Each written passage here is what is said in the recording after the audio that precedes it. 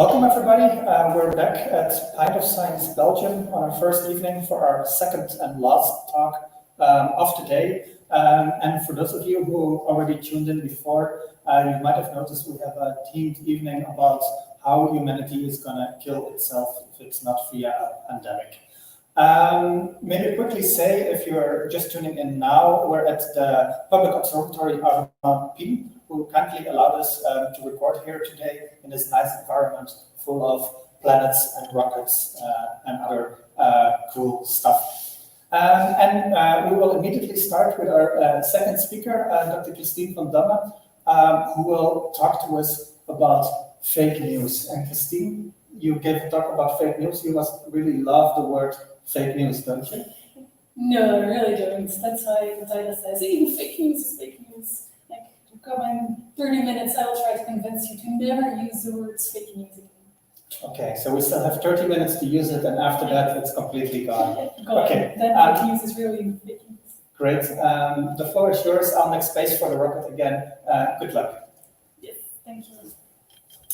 So, good evening, everybody, from me as well. Thank you for tuning in. Today, I would like to talk to you about fake news and why is this challenging today? Why should we study as scientists? What does it do? How does it shape society? How does it shape journalism? And I'll start out by quickly introducing myself. So who am I? I'm a researcher at both Untitled University of Applied Sciences as Ghent University. So this is kind of a home match for me being here. I'm a user researcher. So contrary to mostly in journalism studies, scholars tend to focus on journalists, whereas I focus on the audience. So what does news do with people? That's what I do. And so it's the border between journalism and innovation. And I'm one of those few people who still uses Twitter, so if you want to mention me with kiss on that. So why should we study fake news? What really is it? Well, to us, like the world became well known in 2016, where the by now former president of the United States, Trump, he uses the notion of fake news a lot, and you will see that he also comes back during my talk quite a lot. And so to us, it sounds, or it at least appears, that fake news is something new or something that increases a lot, which is partly true. Fake news has been around like forever, but at the same time, technology is challenging also how we see reality, or what is perceived or automated as what is reality. So we do notice that there is an increase of fake news. So what will I talk about today? First off, I'm going to show you some pictures just to tease you, and you should guess whether these are fake or facts. It's 10 different questions. We're going to use Hoopla to do so.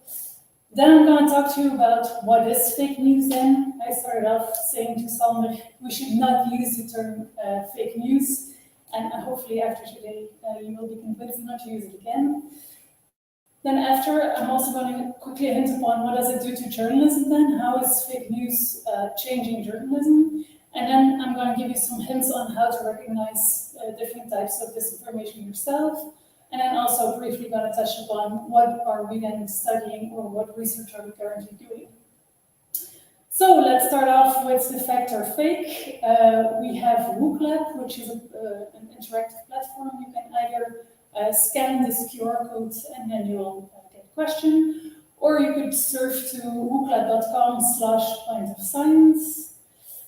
And if all goes well, hopefully soon you will get a first picture.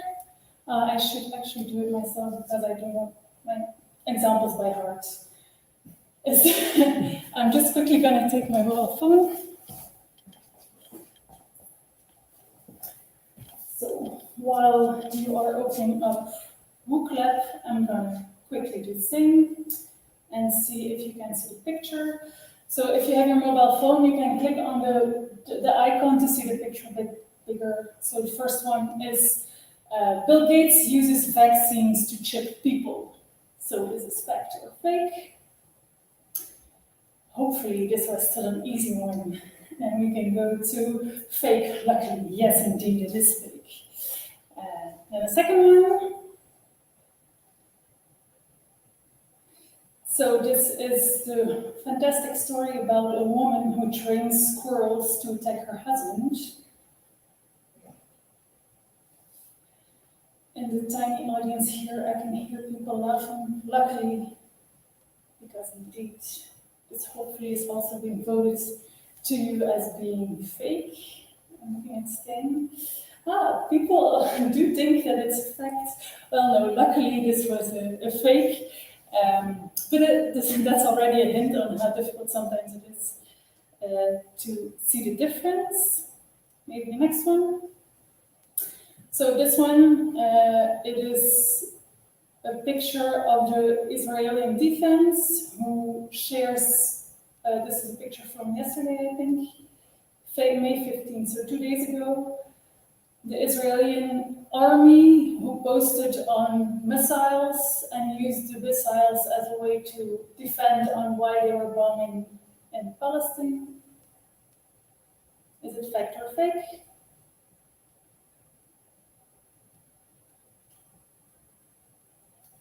It is fake indeed. So that shows how wrong images are being used in really extreme conditions, like if the defense itself, the military itself, posts wrong images. So it turns out to be a picture from 2018 that has been used the day before just to defend what they're doing. So then the next one is a picture on the decreasing sea level in Sweden. So you see a graph and it says like, no, it's not true. How can global warming be true? The sea level is rising in Sweden. Fact or fake?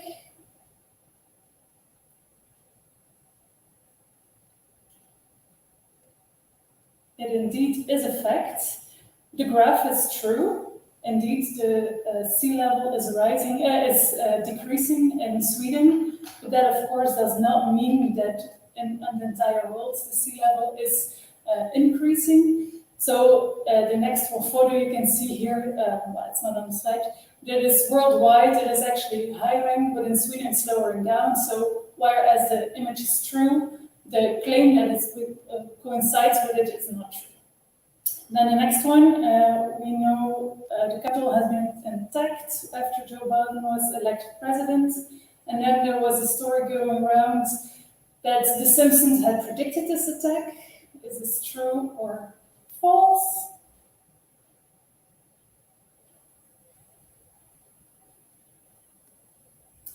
This is said to be a fact, but actually it's not. The Simpsons photo on the left that you can see, it was photoshopped. So whereas it has happened before that stories in The Simpsons turned out to be true, this is not the case in this one. And then another one here says that some corona tests, trained dogs are actually more effective than real tests. Is it true or not?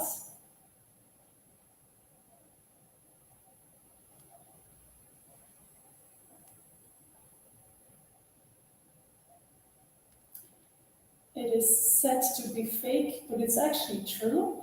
So that really starts to show how hard it is to notice whether information is true or not. So trained dogs can indeed tell if people are contaminated with COVID or not.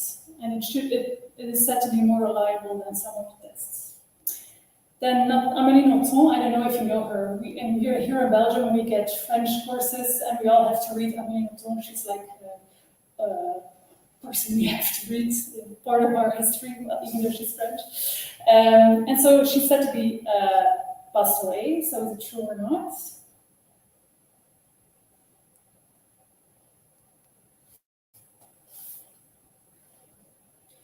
Yes, this one is indeed fake. There was a troll, there was her account, there was a fake account that copied her account, and then from there on they said that she passed away, and news media around the world, they covered it as if she was deceased, but she was not. So then the next one, I think, this is the wrong image, I see. So a mysterious headless animal turns out to be a croissant. So there is this picture of a croissant and a tree that coincides with it. Is this true or not? Oh, and it switches to the next one.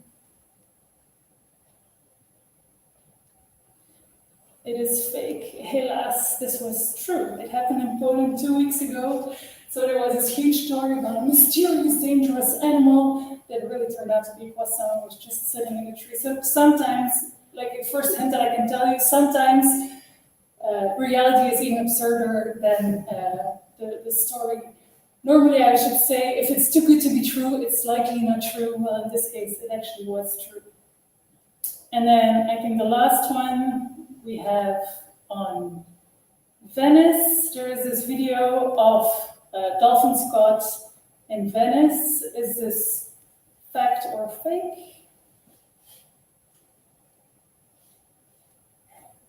And the story is that due to COVID, there's less tourists, so therefore dolphins are heading towards the city center. It is indeed a fact, and I really like this story because if I gave this lecture half a year ago, it was actually a viral video that was fake. It was not true, but like reality caught up with the fakeness, and by now it is indeed true. So dolphins are indeed swimming around in Venice, even though half a year ago it was a fake story. And I think that was the last one. Sure, same. It's going to be, yeah. So that is said, I touched upon very different types of information or images or stories. Now I'm going to provide you a bit more insights on what is fake news exactly. But the main argument that I want to make today is fake news is actually easy, but disinformation is not. To me, to other scholars as well, fake news is only one small part of the problem. That is one tiny genre within the broader spectrum of all reliable information, this reliable information that is out there. Because the notion fake news in itself has very different meanings. And one by one, I'm going to explain you what these meanings are, and therefore also try to convince you to not use the label fake news anymore.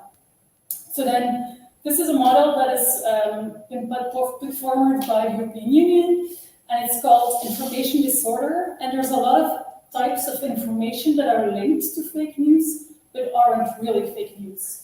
For example, I'm going to give you some more examples after this. Satire, this is not meant to harm or to spread false news. It's actually some kind of media critique sometimes, or meant to be funny. Sometimes there is a misleading text. You have a headline, and it says one tiny aspect of a whole article, and then sometimes if you don't read the article, you misinterpreted the story, and therefore there is also confusion on what is reality and what is not, or what the story is or what is not. So to make it a bit more concrete, this one, for example, it's an article from The Onion, and it says, intersectionary truther doesn't believe he was at the Capitol. So this was after the attack, so he's a neglector of the fact that Joe Biden was elected. And so here the article says that he also doesn't believe that he was there, which of course is a nonsense story. It is a satire. The Onion is known as a satire article or a website. But if you don't know that it's satire, sometimes it does happen that, especially foreign media, pick up a story and then spread it, even though it was really happening. Then this one is an example of real fake news, to make it a bit absurd. So it looks like news. It is from a Dutch website. It says, special announcement. This person is quite well known. He's called Philippe Geubels. He's a comic. And he's said to become rich by trading with bitcoins. The same happened to other Flemish people as well. For example, Bart de Wever, who's a mayor from Antwerp. He was also used as a face to become rich. But that's, of course, big nonsense. This was completely fabricated content. So there was nothing real about the story. They just used his name, and they made up a story just to profit themselves from it. Then this one is also, so it's a tweet from a member of parliament, that really is a member of parliament, who says, May quits immediate effect after poor performance. That sounds like it's not true, but actually it is indeed the case. May did indeed quit immediately, but it's not the May that we all think it is. We assume that this tweet is about Theresa May, but it was another May that he was talking about. So here the story is true, but it's just misleading context, because we ourselves as an audience make a false connection between what we can see and our background information.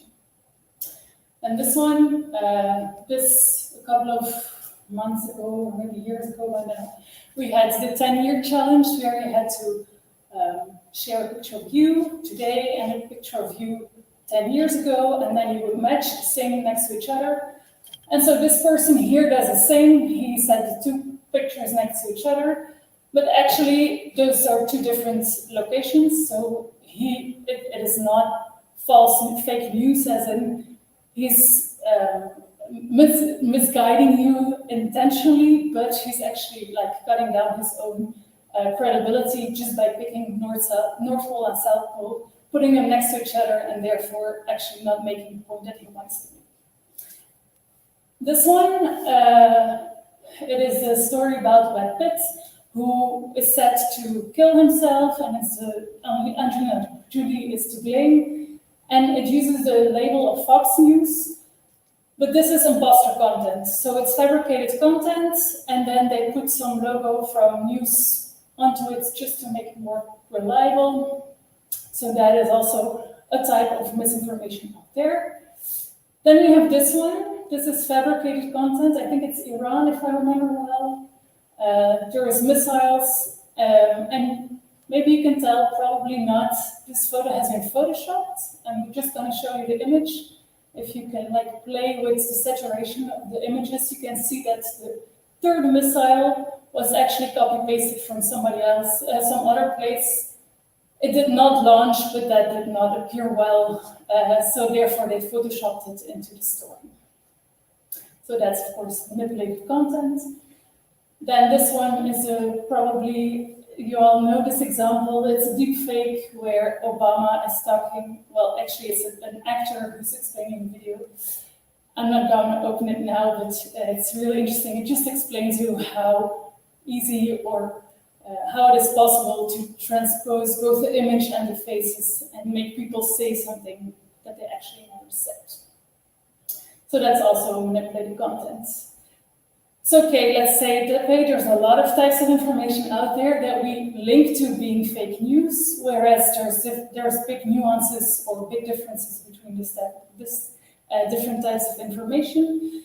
So then what labels should we use, or what do I want you to use from today on? It's called disinformation.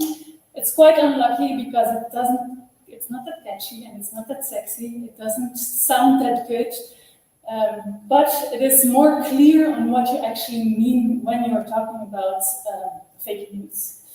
So that's also a label that has also been coined by the European Union. And what she said, so there's this model, and it says there's two types of information.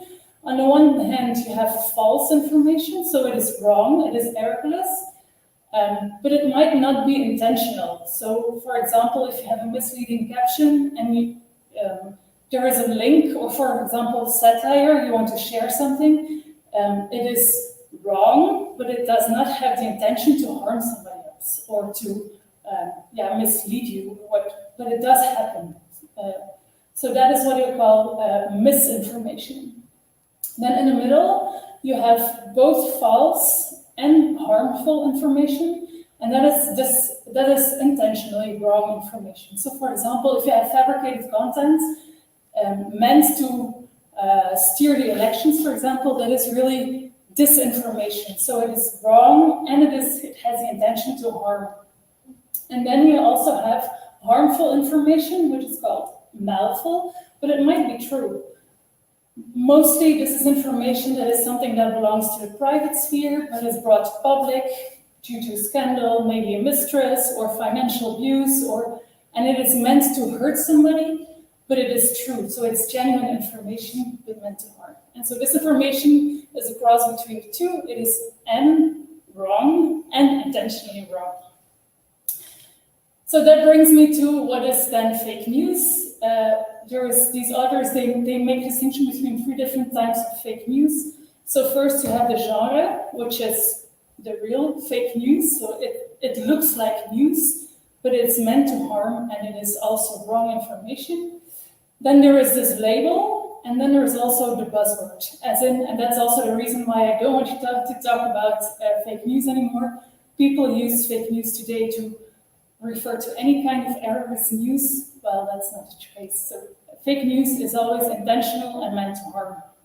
So, for example, an error in a journalistic article, it is not fake news, it is just an error. There's a big distinction. So, the fake news as a genre, what is it then? The definition here is the deliberate creation of pseudo-journalistic information. So, it is not true, it is with the intention to deceive, and it is for political or ideological gain. And also, it has this newsy look. It looks like news, even though it's not. So, what is not fake news? Anything that has to do with poor journalism, maybe some errors, maybe some wrong numbers, that is not satire, is not native advertising, which is advertising, that is not fake news, framing, propaganda. If you have questions about any of these, I'm not going to go into detail on any of them. So, but that's all not fake news. Fake news is intentionally wrong information that looks like journalism and is meant to somehow mislead you, either financially or ideologically. So, for example, this is really fake news. This is a story. It looks from the Seattle Tribune. It looks like a real website. And it is said that this woman is put into jail because of breastfeeding her kids in public. It was copied and it was spread, but it was fabricated. There was nothing wrong about this, and nothing true about the story. The same goes for natural news. That also looks like a news website. It is on the medical genocide that vaccines are creating, and it's meant to kill babies or to damage babies. That also looks like, luckily that's not the case, that's also fake news, so it's meant to be believed and meant to harm, but it's not a true story. Then this, for example, Trump, as I said, is often linked to fake news. This is not fake news, but it is wrong information, essentially wrong information. So for example, what he says here, today it is snowing in Texas, who says that global warming is true? It is an expensive hoax. Whereas actually he's just confusing temperature and global warming. That's 2 distinct things. So what he says is not true, but it is not fake news because it does not look like news, or it's not linked to journalism. Photo manipulation, this one is a meme. You can tell that the picture in below. There is Greta Thunberg, she's eating. This photo has been edited. Of course, this meme tells a story about who is she, the girl who's blaming that global warming is happening and fighting climate, whereas there are so many people or children who are worse off. But that's the message. That is not really, it does not look like journalism. So it is photo manipulation. The story, what you see is not true, but the message is meant to harm her image, but it's also not journalism because, not fake news because it does not look like journalism. And I don't know if you're familiar with this picture. It is Trump during Catalina, I think, or in Florence. And he's saving people who are drowning, whereas this too is fabricated. It was photo manipulated. It was a lifeguard who was trying to save this person, not Trump.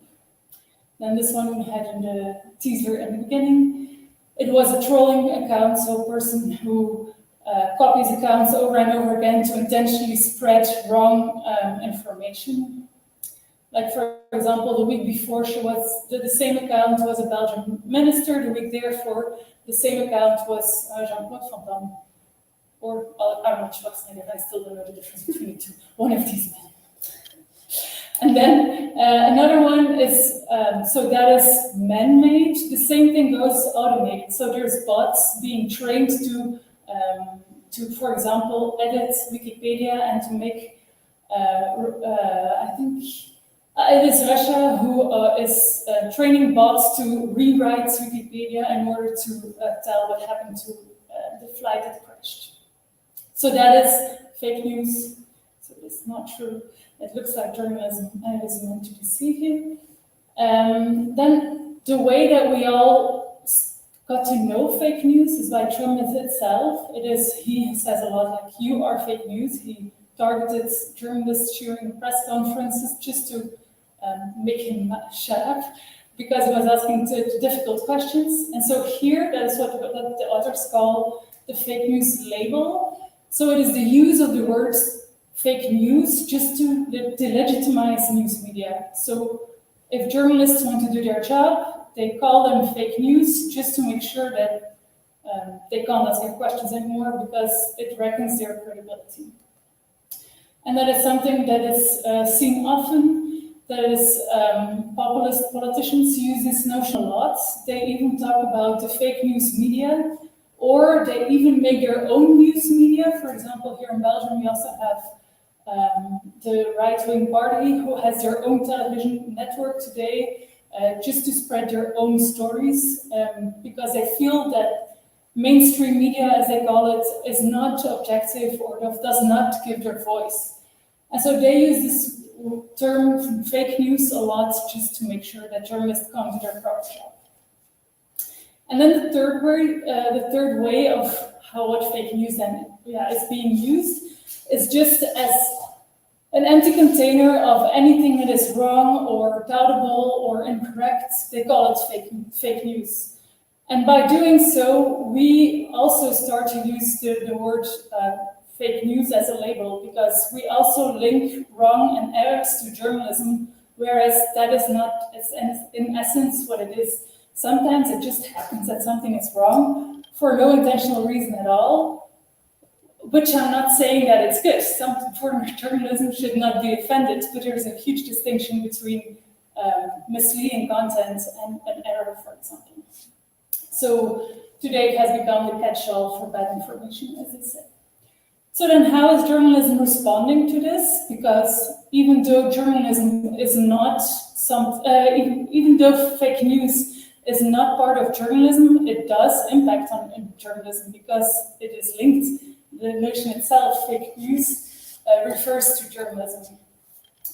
Today in journalism or in news environments, we are in what we call the post-truth society, and people tend to rely on what they agree with.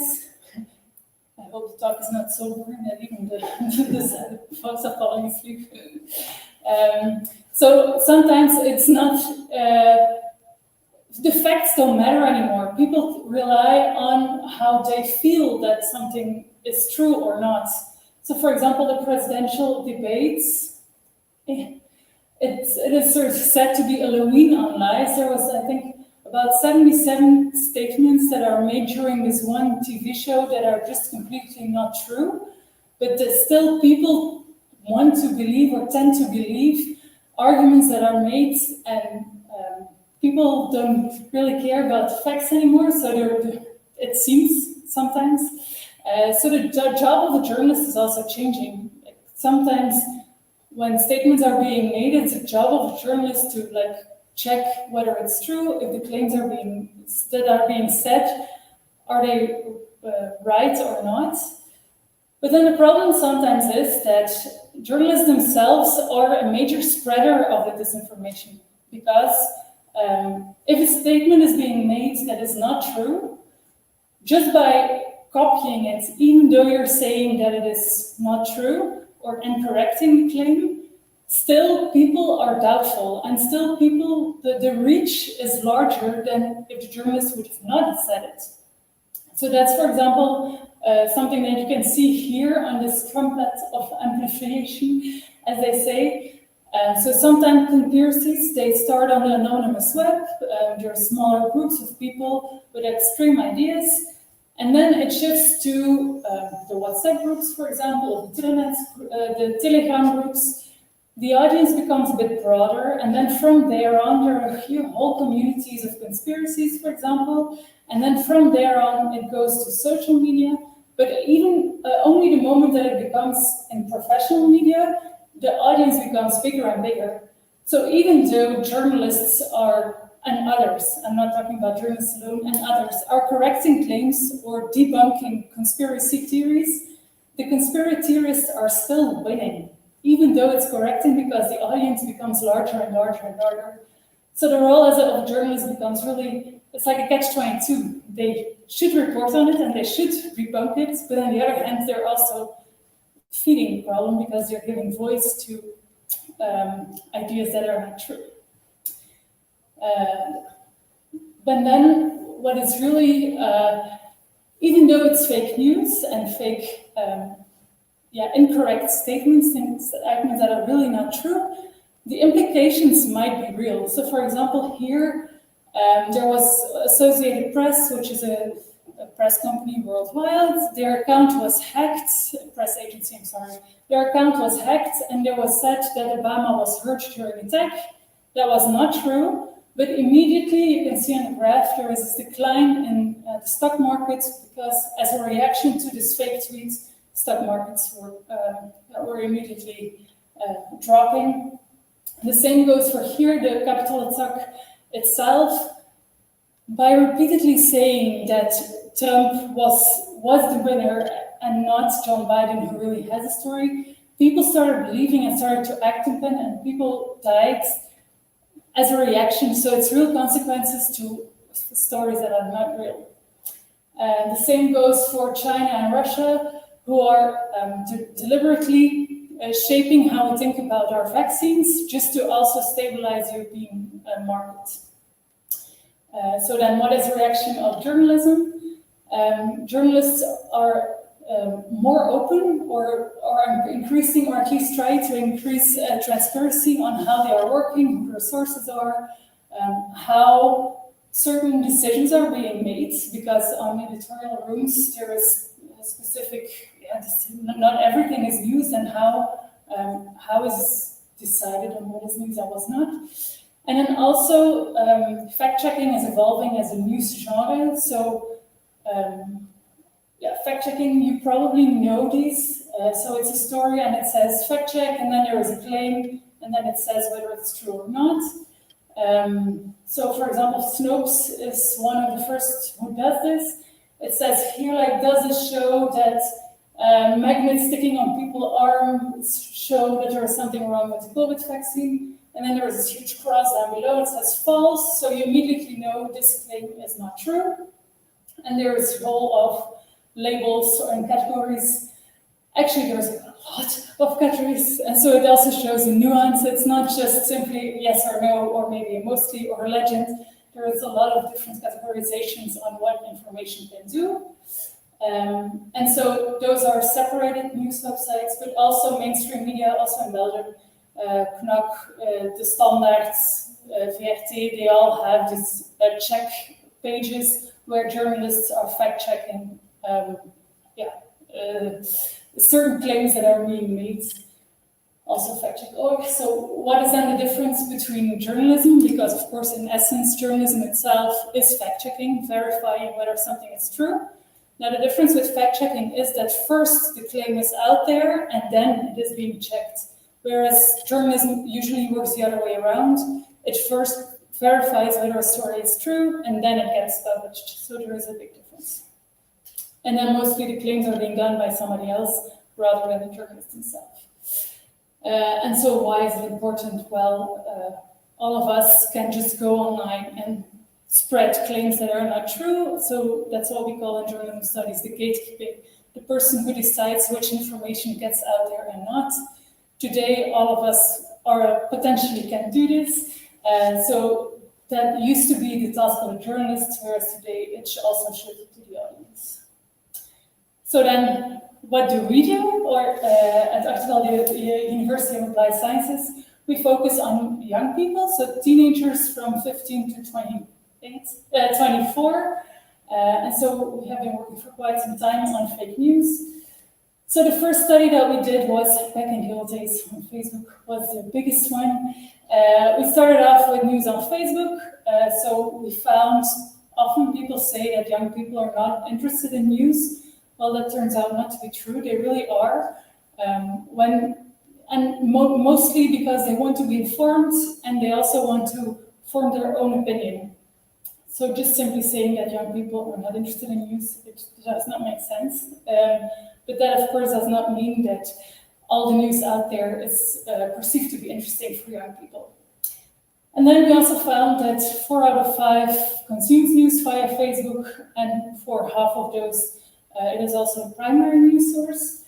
And then, of course, the same goes for this whole background information on how difficult it is to recognize fake news. That is mostly on social media a problem, where all the content looks exactly the same. So that was the question on how do they then have the skills to see whether it is truthful information or reliable information or not. And then it indeed turned out to be difficult for young people.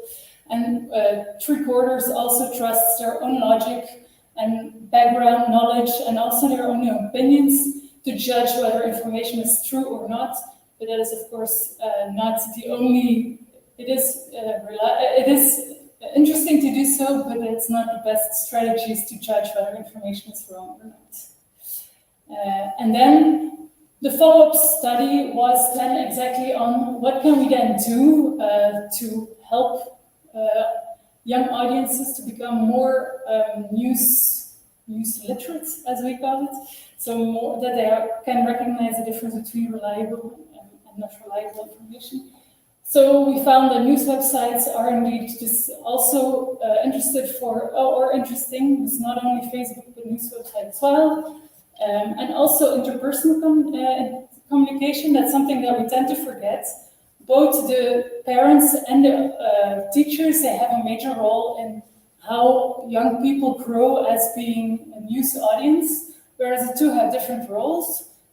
On the one hand, the teachers are the people who are, they need to provide factual information and context on what is happening in the world, whereas the parents are expected to guide them and to become more critical and to just generally be a critical sense of what is happening and what is not happening.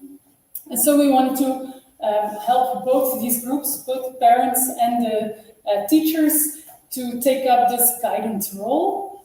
And the first thing that we did was develop what we call the 80 books, which was together with IMEC and the public's broadcaster, and also MediaWets, which is an institute that is funded by the government that helps young people to become more news literate.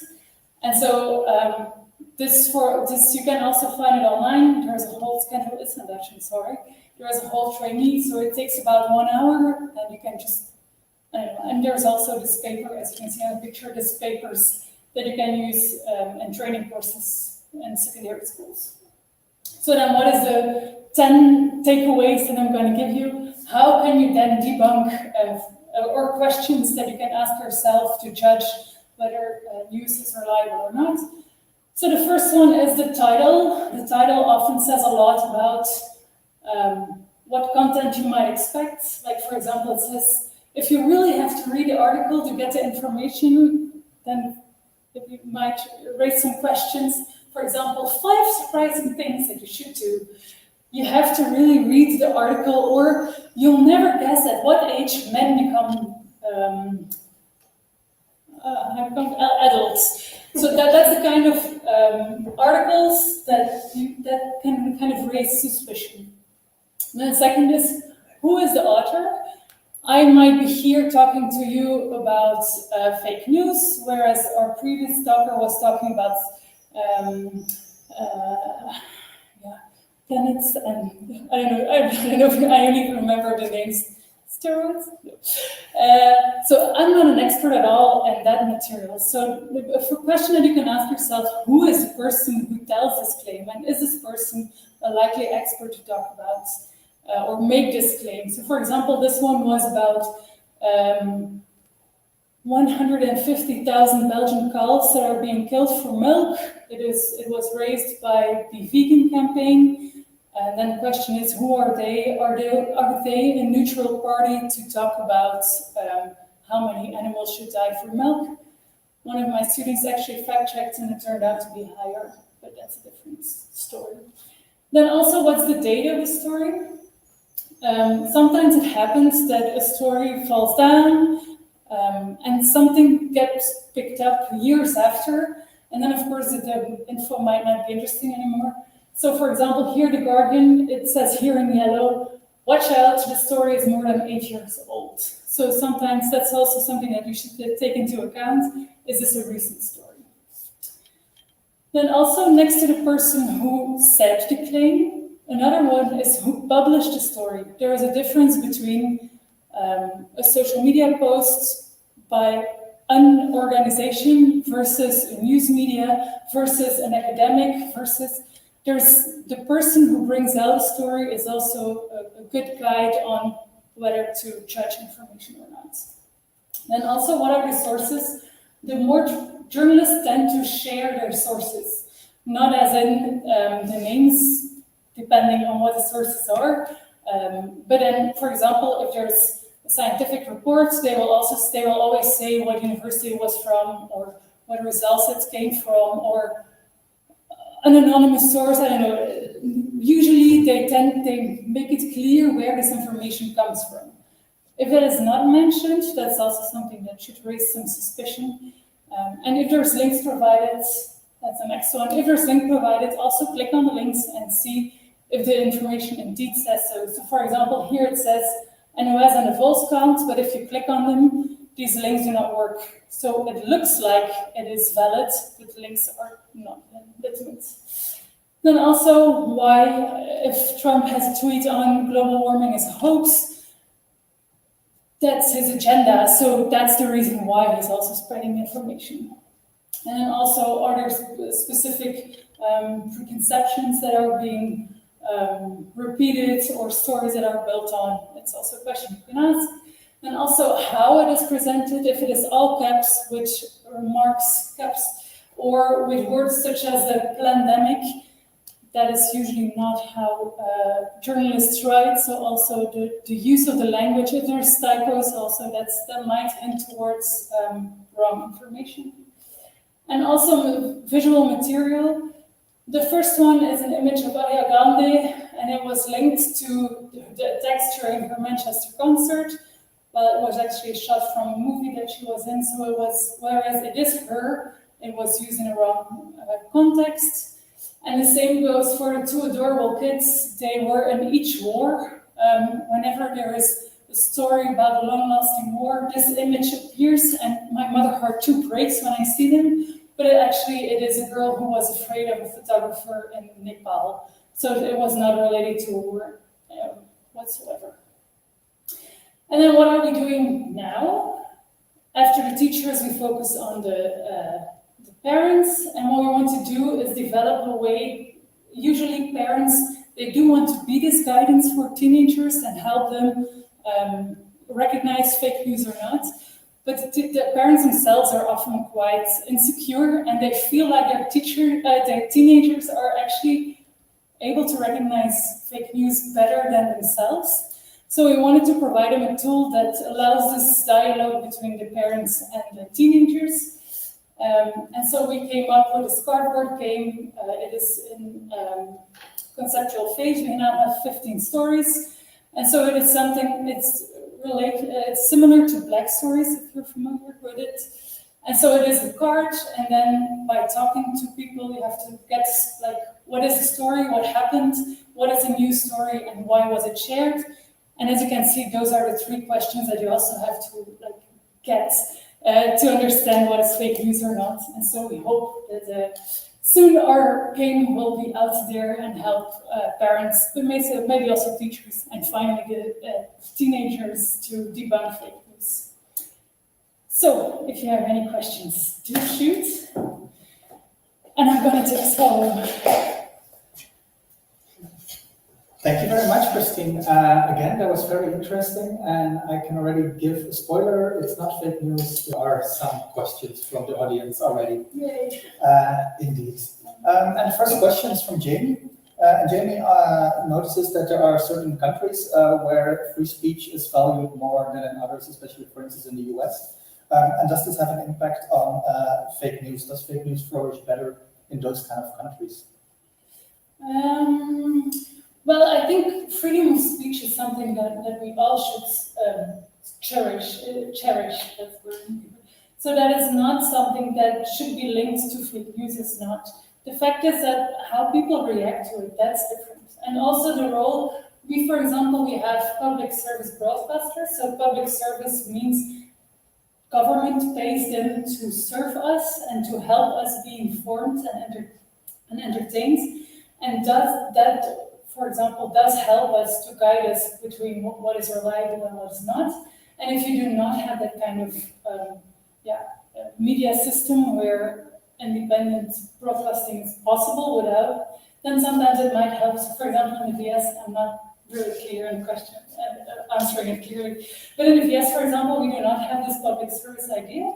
And then you can see that media are often more partisan, and it is harder for them to break the information. Yeah, and I think also US media is much more advertisement-based, right? Mm-hmm. Yes, exactly. Yeah.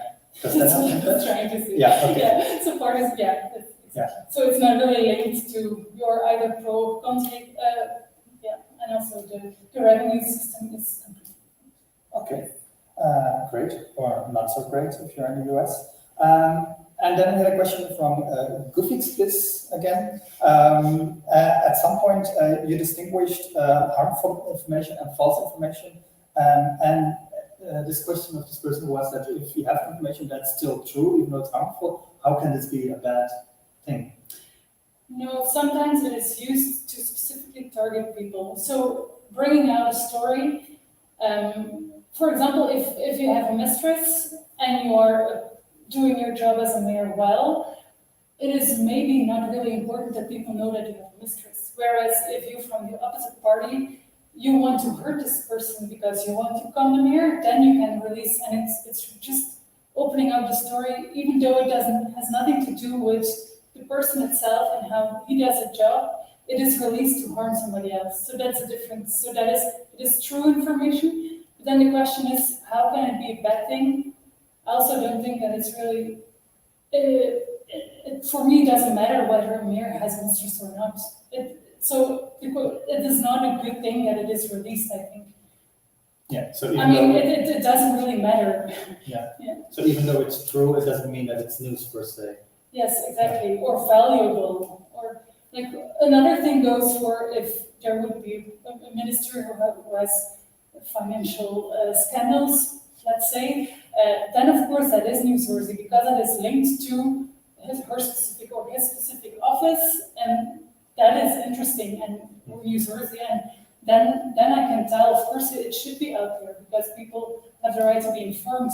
But sometimes it's information that is private, and then, in my opinion, it is only released to hurt a person and not to inform people. Yeah. Okay. And the last question I want to ask, it's a question from Lenka. I love it that our speakers are interacting via each other, via our chat. Next time we do need to introduce a panel discussion, apparently. And Lenka says, it seems that a lot of disinformation is spread nowadays. Probably this problem existed before. Are there any differences between now and then? Do we see an increase at this moment in disinformation? Yeah, there was indeed disinformation, and it's always been around, and also in the use or the definition that I tried to convince you to use. But then the big difference is that it becomes way more easy to spread. Like, any information out there can just find an audience, and so it is quickly said. Studies say that fake news, for example, is shared 7 times more often than real news. So it is really it just gets the likeliness that it is spread is way bigger, and also it is automated. It is possible to program and train specific programs to also spread the news more efficiently, which was not. I mean, you could have a troll army before, but today it's become easier. And even though the theme this evening is humans killing ourselves, Can you also give us some hope? Are there some signs that we eventually be able to cope with this disinformation or with social media and all those things? Yeah, I really also believe that, I think, for example, our study that parents already think that their youngsters are more capable of assessing reliable information or not. That is something that for me shows that, well, people or young people are becoming more literate, or at least believe that they are themselves. But then also the pandemic shows that there was a lot of and disinformation spreading during the pandemic. As a result, people started to fall back on traditional or legacy media because then at least they knew that the information that they got was reliable information. And so that's also that I think is hopeful, that when in doubt, people in Belgium at least do turn to journalism to find rightful information. We need crises, because I think I also read that during the Trump years, the New York Times was actually doing super well in their subscription Yes, but numbers. for example, also Apache here in Belgium, it's an independent news medium. They also saw their subscriptions like double. No, it's not double, but increase significantly last year. That's true. So in times of crisis, resort to real traditional media. That might be the takeaway lesson. And at least we can be hopeful because young people seem to be more media literate than we Or are. at least believe they are. Let's hope they are, then at least we will maybe be saved. This was the last talk this evening. Thank you for joining us. And thanks again to the Public Observatory of Ping for hosting us this evening. And don't forget, tomorrow and the day after, there will be more talks. Today we talked about humanity killing itself. Tomorrow we're going to kill animals, because, for instance, there will be one talk on laboratory animals and whether they are really necessary. So if this tickles your fancy, do join us again tomorrow, different location, different speakers. And have a great evening, and hopefully see you next year when we can do real life Pint of Science events again. Thank you. Oh, and all behind your computer, please start uploading for Christine again, and also for Lenka, our speaker.